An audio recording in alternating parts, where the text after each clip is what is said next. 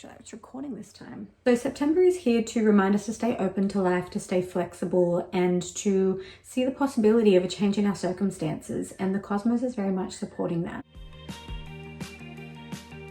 So I'm here in the Southern Hemisphere, coming to you from the east coast of Australia, and our winter where I was living was very mild at best, and it's not officially spring yet according to our Gregorian calendar, but you can feel it. Spring is definitely in the air. There's butterflies everywhere. I was on a walk the other morning. You could see the little buds of the mulberries starting to shoot through already, like the formation of the little berries, and my bunnies are doing their big shed for the warmer months already. They started shedding earlier. Obviously, depending on where you are in the world, you might not relate to everything that I'm talking about in regards to weather and the temperature, but when it comes to the astrology, this is applicable to you as well. So for September, it is Virgo season. Sun is in Virgo, and spring is now officially here, or you're going into autumn. Virgo can be very detail orientated, can be very analytical, can also be really critical and perfectionistic, but we want to focus and embody on those traits of Virgo that are really going to support and allow us to flourish. So looking at our lives, taking stock of what we're holding on to mentally, but also physically, and even just starting with something small like an inbox, email inbox, text message inbox, photo albums, things where you can consciously clear things out. Jupiter, the planet of expansion, is forming this harmonious trine to Saturn, which is like its opposing force. If you think Jupiter is expanding us, Saturn is almost restricting us in the sense of boundaries and discipline. So this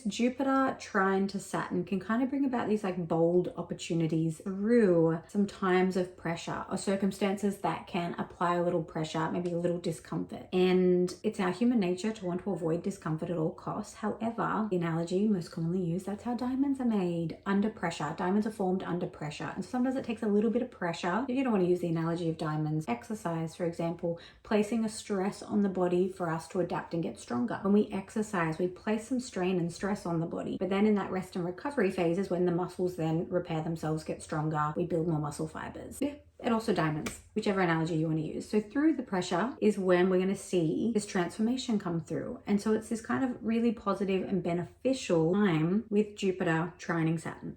Mercury also in Virgo, so it's in its home sign there, and it's going to sextile Mars, which is now in Cancer. Mars is that planet of like assertion, and Cancer is deeply intuitive and emotional. And so when this kind of assertive taking action, like Mars represents like the god of war. And so when it's in this kind of like nurturing homebody sign of Cancer, it looks like trusting our intuition and our instincts in that, and kind of following that subtlety, the subtle nudges, and following kind of not so much where your emotions lead, but where your intuition leads you. And I think it's going to be really important to be able to discern between when it is intuition and that kind of gut feeling, and when it is kind of like your head recognizing patterns and trying to predict the outcome. That's kind of what our brain does. We might experience something that could feel positive, but we've correlated it to a more negative experience. And it's kind of like this learning and unlearning. And I think therapy is really beneficial for this stuff if it is, based and rooted more into some pretty harsh and maybe traumatic things. But this is about Mercury sextiling Mars. Our action stems from intuition. So the real magic happens when you take that aligned action and just take the next step and then see what unfolds from that. We have all of our outer planets that are retrograde.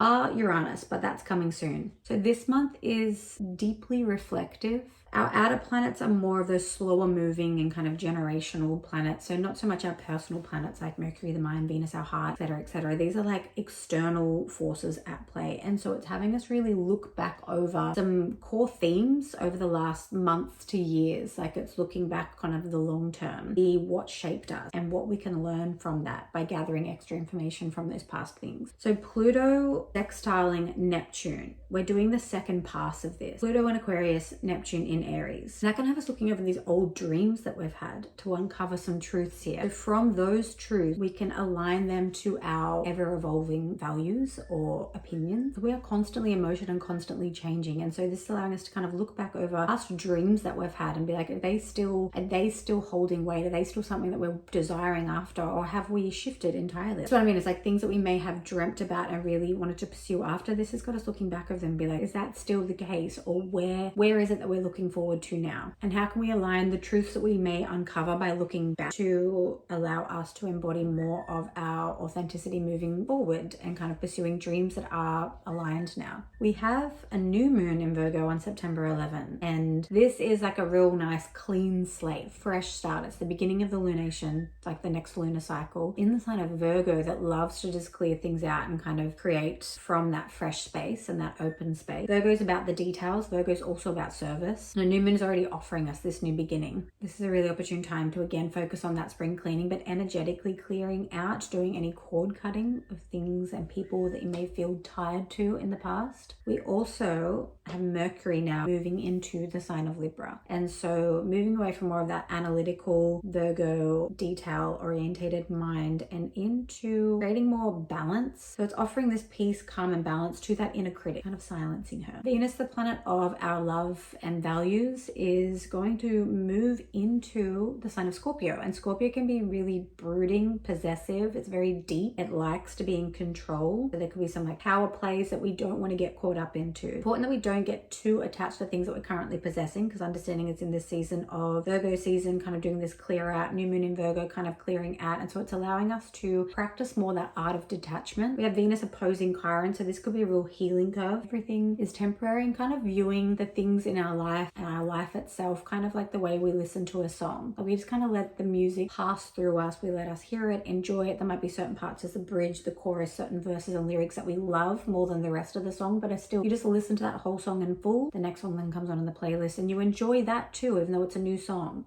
You know, then Uranus stations retrograde. So now all outer planets are retrograde. We're reviewing, we're refining, we're reprogramming. This is all paving this path towards greater peace. Everything's kind of working cyclically. The spiral that we see in nature, but also as like our lives kind of go through this spiral cyclical motion. And I think particularly as women, or those of you who are menstruating and you have your menstrual cycle as well, and you're kind of constantly going through the flow of all phases of your cycle, or just hormonally having the shifts. Nature with the different seasons, now coming out of winter to spring. There's kind of this cyclical nature to everything. And so with retrogrades, yes, it has us looking back and reviewing things from the past, but we're not staying there, we're not stuck there. And I think that's always a really beautiful reminder for us to go through a retrograde, to look back at the past and kind of witness how much has changed. Whether you define it as being good or bad change, things have changed, and it's a reminder that nothing is permanent, everything is temporary, and that can be a gift, but also practice the art of detachment. So we're not getting too like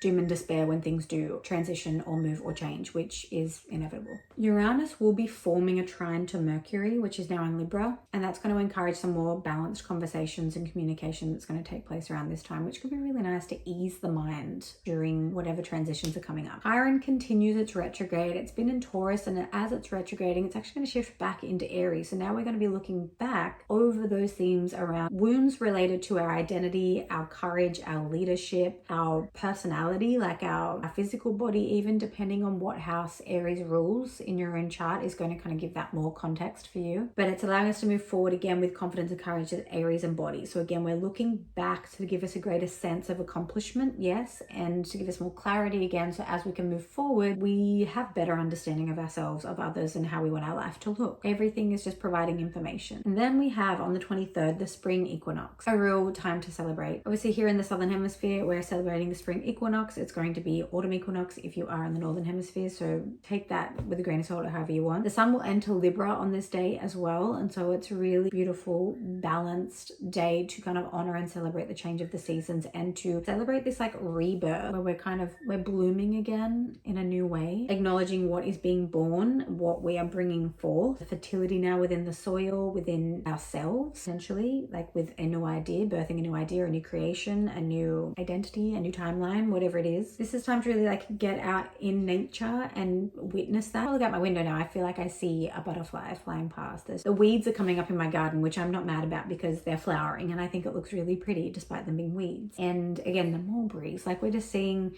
this growth happen already. We do have on the 27th this fiery and climactic full moon in Aries. This sparks boldness along with a little impulsivity. It's a time to stay mindful and stay aware. The moon will sextile Uranus Uranus, and Uranus loves kind of unpredictability and change and to kind of shake things up. And it's also conjunct Saturn and Neptune. So things aren't always what they seem. And I think this full moon can highlight those things to us. It's a real time where things are illuminated. It's a point of releasing, celebrating, acknowledging, reminding yourself that things aren't always what they seem. We can't know and trust in everything in our 3D. We can often limit ourselves with our minds because we look at what we have experienced, others around us have experienced. We look to our 3D sometimes to give us the proof. And I think this full moon is here to show that something within us to bloom and to come out in full fruition requires us to look beyond our self-imposed limitations or our self-doubts and to trust that unfolding. And I think what we fail to think about and recognize is that our higher self, like that version of us who is our higher self, it's not some other identity to obtain. It's who we are already within, but we have these like protective mechanisms that we've built up over time, these layers, these doubts, these limiting beliefs, these just beliefs in general that we have about ourselves and the world around us and how things are going to work. And this can be a really beautiful time to untether yourself from those and come back to what is in here, and maybe looking beyond what we can see in our 3D reality and kind of trusting in and believing in the things that are unseen. Whether you have faith in a God, a higher power, the universe, another deity, or whatever your beliefs are spiritually, something beyond this physical material realm to trust in, to hope in, and to believe in. And take aligned actions toward the dreams that you maybe reviewed and revisited and what still holds truth for you. Taking hold of those, really see the vision and taking the next step, that aligned action towards it. Mars will then shift out of Cancer and into Leo. And so this is more like this fire sign. This is encouraging our next steps post full moon, because Leo is all about confidence and flair and putting themselves out there and just like following the heart, let the heart lead. And so that now the planet of action is guiding us towards that. And I think that's a really beautiful